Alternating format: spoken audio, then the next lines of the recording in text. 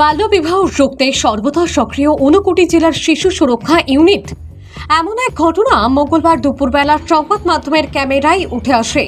এ ব্যাপারে শিশু কল্যাণ সমিতির চেয়ারম্যান রেবতা সংবাদ মাধ্যমকে জানান, ওনারা বিগত কিছুদিন পূর্বে সামাজিক মাধ্যমে দেখতে পান যে ওনার জেলার কাঞ্চনপুর এলাকার এক 16 বছরের নাবালিকার সাথে কৈলাসহর মহকুমার এক যুবকের সাথে নাবালিকার পরিবারের লোকেরা বিয়ে দিয়ে দেয়।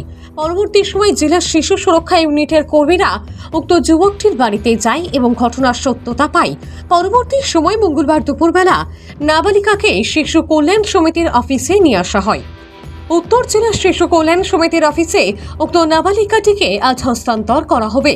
তিনি আরও জানান যে উক্ত নাবালিকা চলতি বছর মাধ্যমিক পরীক্ষায় ফার্স্ট ডিভিশন পেয়েছে এবং সে খুব মেধাবী ছাত্রী। পাশাপাশি সামাজিক মাধ্যমে যারা এই বিষয় নিয়ে শিশু কল্যাণ সমিতির কুৎসা রটিয়েছে তার তিনি তীব্র নিন্দা জানান। এ বিষয়ে ওনাদের কাছে কোনো অভিযোগ আসেনি। সামাজিক মাধ্যমে ওনারা উক্ত বিষয়টি দেখতে সেই নাবালিকাকে উদ্ধার করেছে।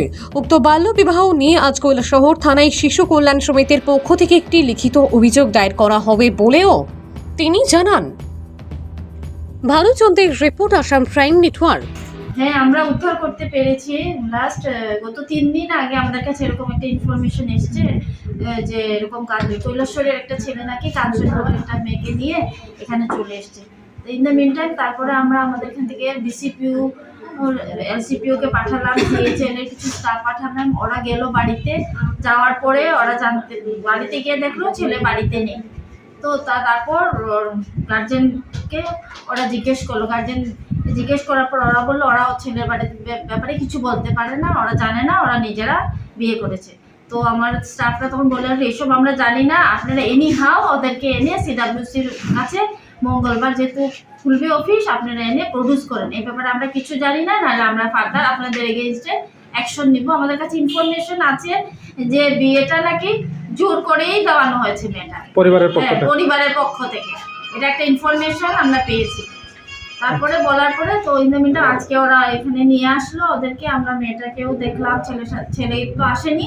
মেয়েটার সাথে কথা বললাম, জানতে পারলাম মেয়েটা তো পড়াশোনা খুব ভালো, ফার্স্ট ডিভিশনে এবার মেট্রিক পাস করেছে। ও ফার্স্ট ডিভিশনে মেট্রিক পাস করছে। ওর সাথে কথা বললাম, বলে ও ঠিক আছে, ও যেতে চায় না। ওদের অনেক আমাদের কাউন্সিলর ডিসিপিউর কাউন্সিলিং করে ওকে রাজি করালো। ও মামার কাছে যেতে চায় না, পড়াশোনা কন্টিনিউ করতে চায়। এই জন্য আমরা নর্থ সিডাব্লিউসি, যেহেতু এটা নর্থের কেস, আমরা নর্থ সিডাব্লিউসিকে ইনফর্ম করেছি, করে বলেছি যে আপনারা কি আমরা প্লেসমেন্ট অর্ডার দেবো না আপনারা দিয়ে দেবেন। তোরা বলো না, আপনারা আমাদের এখানে পাঠিয়ে দেন, আমরা প্লেসমেন্ট অর্ডার মেটার দিয়ে দেবো, যে কোনো একটা হোমে পাঠিয়ে দেবো। তো এখন আমরা আমাদের এখানে ডিসিপিউ সিএইচএল স্টাফরা মেয়েটাকে নিয়ে নর্থ সিডাব্লিউসিতে প্রডিউস করবে। এখন দেখা যায় নর্থ সিডাব্লিউসি কী করে। আমরা ইন দ্য মিনটা আমরা আমাদের পক্ষে যা করণীয় ছিল আমরা করেছি।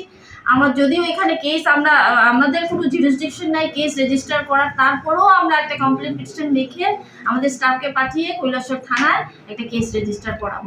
আমরা করাচ্ছি। কতদিন ধরে দেখছি যে সামাজিক মাধ্যমে এটা খুব ভাইরাল হয়েছে। এটা না আমাদের স্টাফরা নাকি কাজ করে না কেউ। আমরা তো ইনফরমেশন পেলে না কাজ করবো। আমরা তো ইনফরমেশন পাওয়ার সাথে সাথে আমরা স্টাফরা গিয়ে নর্থ ত্রিপুরা যেটা করার ছিল এটা তো আমরাই করলাম। আমরা এখন দেখি নর্থ ত্রিপুরা বাকি কি করে।